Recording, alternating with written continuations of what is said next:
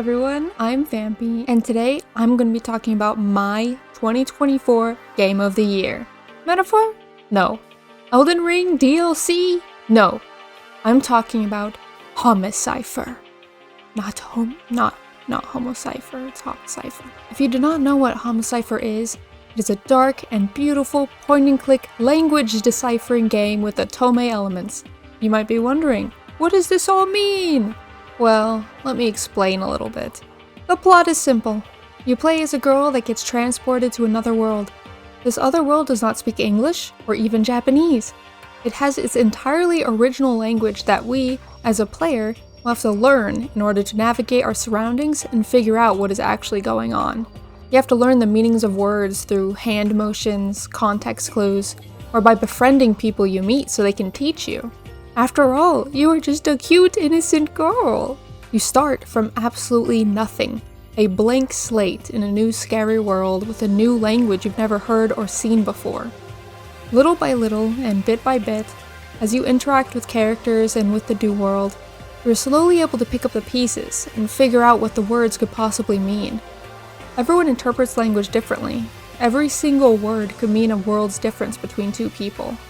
For example, my friend translated a word as maybe, while I translated that same word as possible. Technically, it means the same thing, but there are subtle differences in language that can change the full meaning. More examples of this are machine and TV, rest and sleep, lose and fail. Then there were times where me and my friend were completely different in translation. Their jump was my go home. Their injured was my vent. What happened there? This comparison emphasizes how two different people could play the game in the same way with the same choices, but understand the characters in the world in a vastly different way, depending on how they interpreted what was being presented to them. After I first played, I thought I did a decent job. That was until I looked at the subreddit and saw so many people talking about specific things that the characters say. Then I realized I had so many translations off or just entirely wrong. Am I going to go and change my dictionary to match? Nah, I believe I'll figure it out eventually if I just keep playing. Do not use the official dictionary to try to figure out what each word means. I feel that not only destroys the entire purpose of the game, but it eliminates the alienating aspect of the beginning sections of the game. It is not supposed to be familiar to you, and you're not supposed to know who or what to trust. I plead to you to figure out the meaning on your own. There is no wrong way to translate the words. It's not like you are translating for a huge audience.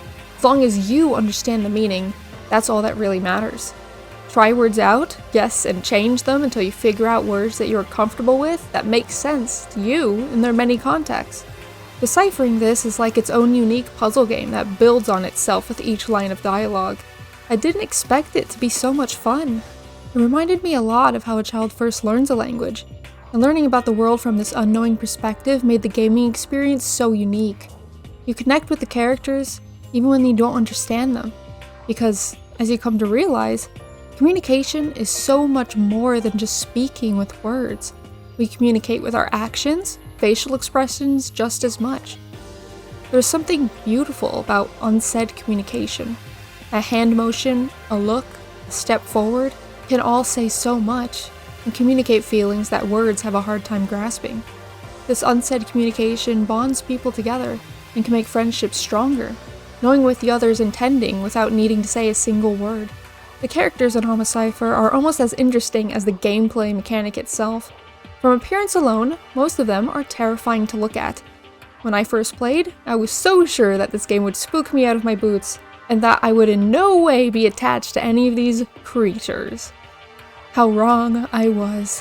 Each character is fleshed out in personality, quirks, and emotion. The way that each of them interact with the player is varied and interesting.